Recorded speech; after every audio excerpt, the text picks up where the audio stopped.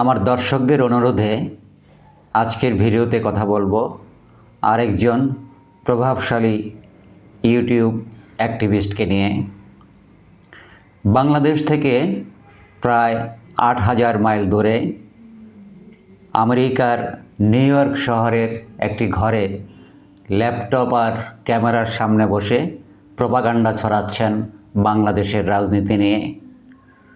কেউ তাকে বলেন বিপ্লবী সাংবাদিক, কেউ বলেন গুজব সম্রাট। তিনি আর কেউ নন, তিনি হচ্ছেন ইলিয়াস হোসেন। এক সময়কার জনপ্রিয় ক্রাইম রিপোর্টার আজ কেন টার্গেট করছেন বিভিন্ন ব্যক্তি ও প্রতিষ্ঠানকে? কেনই বা 2026-এর নির্বাচনে তিনি সরাসরি প্রমোট করছেন জামাতে ইসলামীকে? তিনি কি কেবলই একজন প্রবাসী সাংবাদিক, নাকি পর্দার আড়ালে থাকা কোনো এক ভয়ঙ্কর ডিজিটাল কন্ট্রাক্টর? আজকের ভিডিওতে আমরা অনুসন্ধান করব ইলিয়াস হোসেনের উত্থান, পতন এবং তার বিতর্কিত যেসব অ্যাক্টিভিজম, সেসব অ্যাক্টিভিজমের ভেতরের গল্প নিয়ে।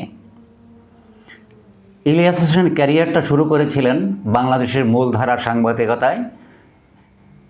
21 টিভির যে জনপ্রিয় ইনভেস্টিগেটিভ শো 21 চোখ, সেটা দিয়ে তার যাত্রা শুরু হয়েছিল সাংবাদিকতার। তিনি তখন সাধারণ মানুষের নজরে আসেন। ওই অনুষ্ঠানের মাধ্যমে তিনি অপরাধীদের মুখোশ উন্মোচন করে প্রশংসিত হন। তবে একই সাথে তার বিরুদ্ধে সে সময় নানা অভিযোগও ওঠে। ফলে 2015 সালে রাজনৈতিক চাপে ও নিরাপত্তার অভাবে তিনি দেশ ছাড়তে বাধ্য হন। তার ঠাঁই হয় যুক্তরাষ্ট্রে। দীর্ঘ সময় অনেকটা চুপচাপ থাকলেও 2021-22 সালের দিকে তিনি ফেসবুক ও ইউটিউবে নতুন করে ফিরে আসেন একজন অনলাইন অ্যাক্টিভিস্ট হিসাবে। 2015 সালে বাংলাদেশ থেকে তিনি যখন যুক্তরাষ্ট্রে যান, সেখানে যাওয়ার পর রাজনৈতিক আশ্রয়ের আবেদন করেন। তিনি দাবি করেছিলেন যে বাংলাদেশে তার জীবন হুমকির মুখে। তার আবেদনের বর্তমান অবস্থা অনুমোদিত কিনা সেটা গোপনীয় হলেও তিনি দীর্ঘ 10 বছর ধরে বা তারও বেশি সময় ধরে নিউ ইয়র্কে অবস্থান করছেন এবং সেখান থেকেই নিয়মিত কাজ করছেন। ইলিয়াস হোসেনের ব্যাপারে অনেক রকম বিতর্ক আছে, আইনি জটিলতা আছে। সেটা দেশে যেমন ছিল, আমেরিকার মাটিতেও ঠিক তেমনি আছে। যেমন ইলিয়াস হোসেনের আমেরিকার লিগ্যাল স্ট্যাটাস নিয়ে সবচেয়ে বড় আলোচনা হয় 2024 সালের 18 ফেব্রুয়ারি। তিনি তখন নিউ ইয়র্কের জামাইকা 113 প্রিসিংস পুলিশ তাকে আটক করেছিল। সেটা কোনো ইমিগ্রেশন বা বড় ধরনের অপরাধের জন্য ছিল না, বরং নিউ ইয়র্ক কোর্টের একটি বেঞ্চ ওয়ারেন্ট অনুযায়ী তাকে আটক করা হয়। মূলত বাংলাদেশি বংশোদ্ভূত আমেরিকান একজন নাগরিক জনৈক জ্যাকব মিল্টন এবং নীরা রব্বানী নামে এক মহিলা তার বিরুদ্ধে মানহানির মামলা করে এবং বারবার আদালতে হাজির না হওয়ার কারণে আদালত তার বিরুদ্ধে ওয়ারেন্ট জারি করেছিল। এর ফলে গ্রেপ্তারের পর তাকে আদালতে তোলা হয় এবং পরবর্তীকালে তিনি অবশ্য জামিনে মুক্তি পান। এটি তার আমেরিকার লিগ্যাল রেসিডেন্সিতে কোনো দীর্ঘমেয়াদী প্রভাব ফেলেছে কিনা তা এখনও আমাদের কাছে স্পষ্ট নয়। ইলিয়াস হোসেনের অ্যাক্টিভিজম সবসময়ই বিতর্কের জন্ম দিয়েছে। বিশেষ করে 2024-এর ছাত্র জনতার যে গণ অভ্যুত্থান, সেই অভ্যুত্থানের পর তার ভূমিকা প্রশ্নবিদ্ধ হয়ে ওঠে। তবে এখানে বলে রাখা ভালো যে তৎকালীন ফ্যাসিবাদী হাসিনা সরকার বিরোধী যে গণ অভ্যুত্থান, সেই গণ অভ্যুত্থানে পিনাকি ভট্টাচার্যের সাথে মিলে তিনি সামাজিক যোগাযোগ মাধ্যমে হাসিনা সরকারের পতনে অত্যন্ত গুরুত্বপূর্ণ ভূমিকা রাখেন, একথা অনস্বীকার্য। কিন্তু তারপর থেকে তাকে নিয়ে বিতর্ক তৈরি হয় এবং ডিজিটাল কন্ট্রাক্টর তকমা লাভ করেন তিনি। 2025 থেকে 26 সালে তিনি অনেকগুলো আইনগত জটিলতার মুখোমুখি পড়েন বা ঝামেলার সম্মুখীন হন। যেমন আমেরিকান গোয়েন্দা সংস্থাগুলো তার উপর নজরদারি করে। আমেরিকান গোয়েন্দা সংস্থাগুলো সাধারণত সেই সব ব্যক্তিদের উপর নজর রাখে যারা বিদেশ থেকে নিজের দেশে সহিংসতা উস্কে দেওয়ার চেষ্টা করে। 2026 সালের শুরুর দিকে বিভিন্ন রিপোর্টে তাকে এবং পিনাকি ভট্টাচার্যকে ডিজিটাল কন্ট্রাক্টর হিসাবে আখ্যা দেওয়া হয়েছে, যারা হাজার মাইল দূরে থেকে বাংলাদেশে মব ভায়োলেন্স পরিচালনা করেন। তবে এখন পর্যন্ত আমেরিকার ফেডারেল কোর্ট কোনো সংস্থা তার বিরুদ্ধে সরাসরি কোনো চার্জ গঠন করেনি। তার এই বিতর্কিত কর্মকাণ্ডের ফলে, অর্থাৎ আমেরিকায় বসে বাংলাদেশে মব ভায়োলেন্স এবং অন্যান্য সন্ত্রাসী কার্যক্রম উস্কে দেওয়ার কারণে তিনি যদিও আমেরিকায় মুক্তভাবে চলাচল করছেন, তবে 2025 সালের ডিসেম্বর থেকে তার ডিজিটাল প্ল্যাটফর্মগুলোর উপর বড় ধরনের সেন্সরশিপ নেমে আসে। 2025 সালের শেষ দিকে মেটা তার ভেরিফাইড ফেসবুক পেজটি স্থায়ীভাবে ডিলিট করে দেয়, যেখানে তার কয়েক মিলিয়ন ফলোয়ার ছিল। অভিযোগ ছিল তিনি অনলাইন থেকে সরাসরি মব বা জনতাকে উস্কানি দিয়ে দেশের প্রধান সংবাদপত্র প্রথম আলো, ডেইলি স্টার অফিসে হামলা ও অগ্নিসংযোগের ডাক দিয়েছিলেন। হামলার পর তার ডেইলি স্টার ডান, ওয়েল ডান বয়েজ টাইপের যে পোস্টগুলো, সেগুলো চরম বিতর্কের সৃষ্টি করেছিল এবং সে কারণেই মেটা তার বিরুদ্ধে এই ব্যবস্থা নেয়, তার ফেসবুক পেজটি চিরদিনের জন্য নিষিদ্ধ করে দেয়। ইলিয়াস হোসেনের অনলাইন অ্যাক্টিভিজমের আলোচনার অসম্পূর্ণ থেকে যাবে যদি সেখানে পিনাকি ভট্টাচার্যের নাম না আসে। ফ্রান্সে নির্বাসিত পিনাকি এবং নিউ ইয়র্কে ইলিয়াস হোসেন, এই দুই প্রভাবশালী ব্যক্তি অনলাইনে মূলত একটি ডিজিটাল কোয়ালিশন বা অনলাইন জোট তৈরি করেছেন। সেখানে সম্প্রতি যুক্ত হয়েছেন বিতর্কিত সেনা কর্মকর্তা নিউ ইয়র্ক প্রবাসী কর্নেল মুস্তাফিজ। এই ত্রয়ী একে অপরের ভিডিওতে রেফারেন্স দেন এবং প্রায় সমন্বিতভাবে কোনো নির্দিষ্ট ইস্যু বা প্রতিষ্ঠানের বিরুদ্ধে তারা নেতিবাচক প্রচারণা চালান। সমালোচকরা তাদের এই জোটকে অ্যালগরিদম ভায়োলেন্সের হাতিয়ার হিসেবে দেখে থাকেন। কর্নেল মুস্তাফিজের অন্তর্ভুক্তি এই জোটকে একটি নতুন মাত্রা দিয়েছে। ইলিয়াস ও পিনাকি ভট্টাচার্য যখন জনমত গঠন এবং প্রপাগান্ডা ছড়ানোর কাজ করেন, কর্নেল মুস্তাফিজ তখন তার তথাকথিত সামরিক ইনসাইড ইনফরমেশন এবং গোয়েন্দা বিশ্লেষণের মোড়কে সেই তথ্যে বিশ্বাসযোগ্যতা যোগ করার চেষ্টা করেন। বিশেষ করে 2026 নির্বাচনের আগে এই জোটটি বাংলাদেশের প্রতিরক্ষা ব্যবস্থা এবং রাষ্ট্রীয় কাঠামোর বিরুদ্ধে একের পর এক সংবেদনশীল তথ্য ফাঁস করে আসছেন।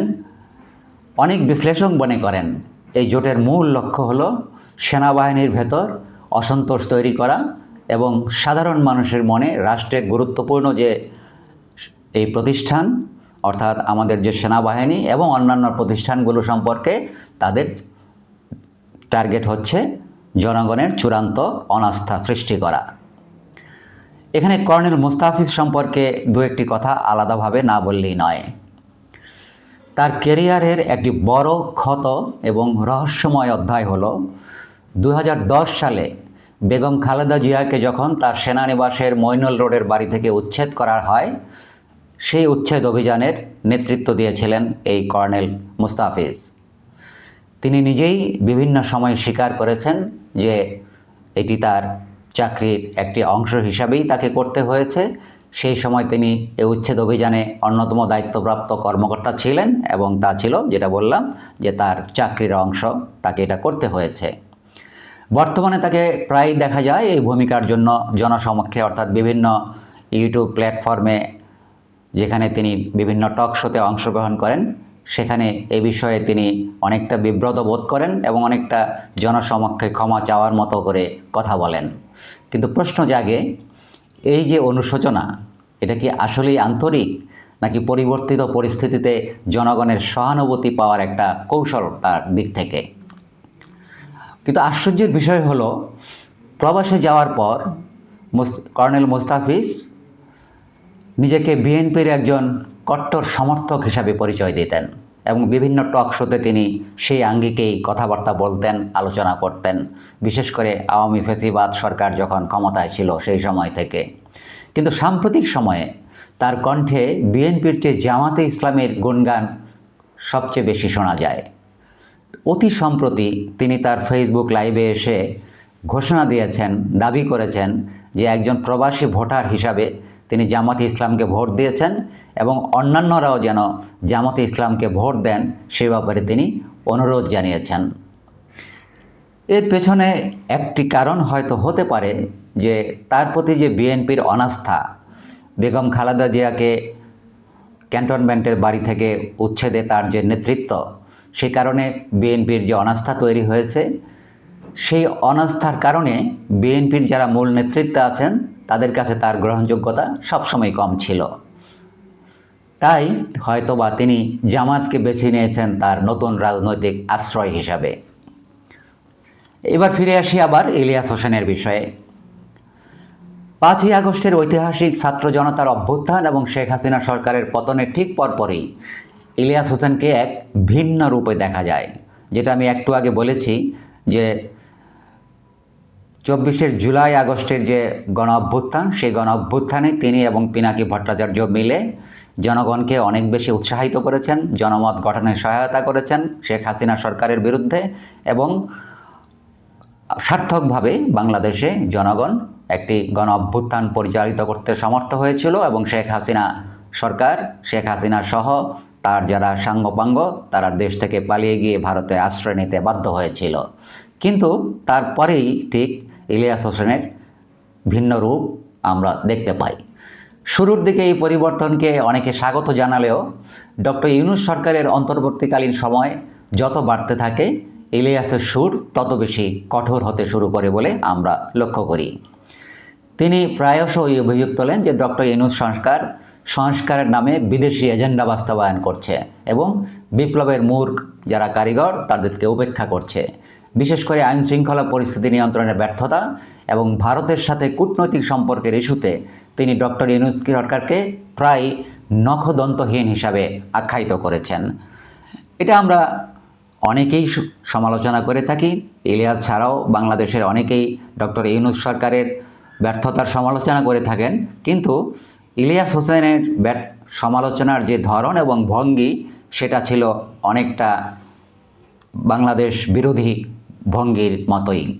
অর্থাৎ ইউনূস সরকারকে বিরোধিতা করতে গিয়ে তিনি জামাতকে সমর্থন করেছেন। সেই সময়ে ইউনূস সরকার ভারতের বিরুদ্ধে চোখে চোখ রেখে কথা বলতে পারছে না, এটাকে সামনে এনে তিনি প্রমাণ করতে চেয়েছেন যে এটা হয়তোবা জামাতের সরকার এর চেয়ে অনেক বেশি শক্তিশালী ভূমিকা রাখতে পারবে এইসব বিষয়ে। এই সময় থেকেই তিনি জামাত ইসলামের রাজনীতির প্রতি মূলত প্রকাশ্য সমর্থন দিতে শুরু করেন এবং দাবি করেন যে বর্তমান সরকার দেশকে সঠিক পথে নিতে ব্যর্থ হচ্ছে। ডক্টর ইউনূসের বিরুদ্ধে তার এই ধারাবাহিক নেতিবাচক প্রচারণা জনমনে নতুন বিতর্কের সৃষ্টি করে। তিনি কি আসলেই সংস্কার চান নাকি কেবল অস্থিতিশীলতা তৈরি করাই তার মূল লক্ষ্য? এই প্রশ্নটি তখন জনমনে ব্যাপকভাবে সঞ্চারিত হতে থাকে। বর্তমান সময়ে অর্থাৎ এই 2026 সনের যে 12ই ফেব্রুয়ারি সেই নির্বাচনকে সামনে রেখে ইলিয়াস হোসেনের সবচেয়ে আলোচিত দিক হলো জামাতে ইসলামের প্রতি তার প্রকাশ্য সমর্থন। 2026-এর নির্বাচনকে সামনে রেখে তিনি ক্রমাগত জামাতকে সবচেয়ে সুশৃঙ্খল এবং দুর্নীতিমুক্ত দল হিসাবে তুলে ধরছেন। অথচ আমরা জানি একসময় ইলিয়াস হোসেন বিএনপির পক্ষ নিয়েই কথা বলতেন। যেমন কর্নেল মুস্তাফিজের কথা বলেছি, একইভাবে পিনাকি ভট্টাচার্যেরও একই ভূমিকা ছিল। তারা তিনজনেই একসময় শেখ হাসিনার সময়ে বিএনপির পক্ষ কথা বলতেন, প্রচারণা চালাতেন। এমনকি 5ই আগস্টের পরেও কিছুদিন পর্যন্ত তারা সেই কাজটি করেছেন, কিন্তু নানা অভিযোগ আছে যে তারা বিএনপির সঙ্গে সম্পর্ক স্থাপনের চেষ্টা করে ব্যর্থ হয়ে শেষ পর্যন্ত তারা বিএনপির বিরুদ্ধে অবস্থান নেন এবং সরাসরি জামাতের পক্ষ অবলম্বন করেন।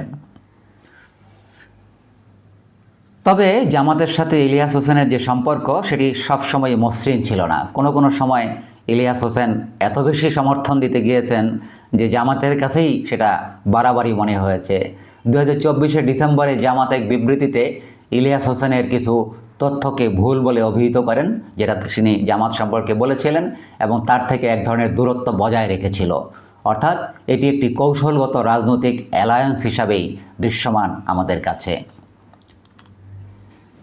আমাদের বিশ্লেষণ কি বলে? তিনি কি দেশের উন্নতি করছেন না ক্ষতি করছেন? ইলিয়াস হোসেন কি তার যে সাহসী সাংবাদিকতা, আমরা যেটা বা তার ভক্তরা, তার যারা ফলোয়ার, তারা মনে করেন যে তিনি একজন সাহসী সাংবাদিক, তার মাধ্যমে বাংলাদেশের গণতন্ত্রকে এগিয়ে দিচ্ছেন, নাকি তার কর্মকাণ্ড দেশের যে স্থিতিশীলতা সেটাকে ক্ষতিগ্রস্ত করছে? এটা এখন সামনে জনগণের সামনে, অনেকের সামনেই বড় প্রশ্ন হিসাবে দেখা দিচ্ছে। একদিকের যুক্তি হচ্ছে তিনি প্রবাসে থেকেও দুর্নীতির বিরুদ্ধে কথা বলছেন, যা অনেক সময় মূলধারার বাংলাদেশের মিডিয়া সাহস করে না বা তারা পরিকল্পিতভাবে সেগুলো সামনে আনে না। তিনি লাখ লাখ মানুষের কাছে বিকল্প তথ্যের উৎস হিসাবে কাজ করছেন। এটা তার পক্ষের যারা ফলোয়ার তারা এই যুক্তি দিচ্ছেন। অন্যদিকে যুক্তি হচ্ছে যে তার যারা সমালোচনা করছেন তাদের মতে তার উস্কানিমূলক বক্তব্য মব জাস্টিস বা গণপিটুনি ও অস্থিরতাকে উৎসাহিত করছে। সংবাদপত্রে হামলার ডাক দিয়ে তিনি গণমাধ্যমের স্বাধীনতার উপর আঘাত হেনেছেন।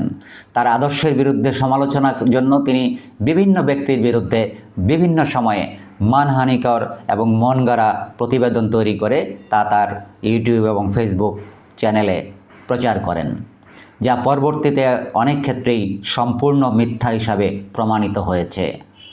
বিভিন্ন ভুল বা অপতথ্য ছড়ানোর সংবাদ তিনি জনমনে বিভাজন তৈরি করছেন, যা দেশের জাতীয় নিরাপত্তার জন্য ঝুঁকি হতে পারে বলে অনেকেই মনে করছেন। অনেক সময় আইনি বিচার না মেনেই তিনি মানুষকে সোশ্যাল মিডিয়া ট্রায়ালের মাধ্যমে সামাজিকভাবে এক ধরনের নিচে নামিয়ে দিচ্ছেন বা ধ্বংস করছেন, যা বিশৃঙ্খলা তৈরি করছে। সব শেষে যেটা বলা যায়, তথ্য আসলে এখন আর কেবল সত্য জানানোর মাধ্যম নয়, বরং এটি একটি দাঙ্গা বা অস্থিরতা তৈরির হাতিয়ার হিসাবেও কাজ করতে পারে বা হতে পারে। ইলিয়াস হোসেনের এই পথ কি বাংলাদেশকে একটি স্থিতিশীল ভবিষ্যতের দিকে নিয়ে যাচ্ছে, নাকি দেশ এক ধরনের অন্ধকারের দিকে পা বাড়াচ্ছে? সেটি এখন জনমনে একটি বড় প্রশ্ন।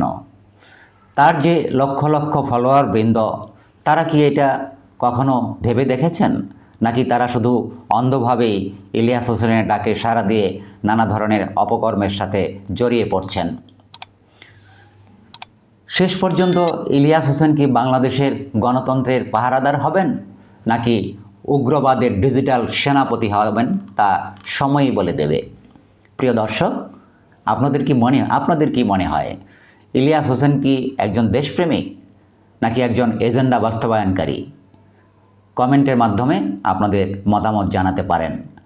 ভিডিওটি ভালো লাগলে শেয়ার করুন এবং চ্যানেলটি সাবস্ক্রাইব করে আমাদের সঙ্গে থাকুন এ ধরনের বিভিন্ন গুরুত্বপূর্ণ বিষয়ে আমাদের বিশ্লেষণ জানার জন্য। আজকের আলোচনা শোনার জন্য সবাইকে ধন্যবাদ।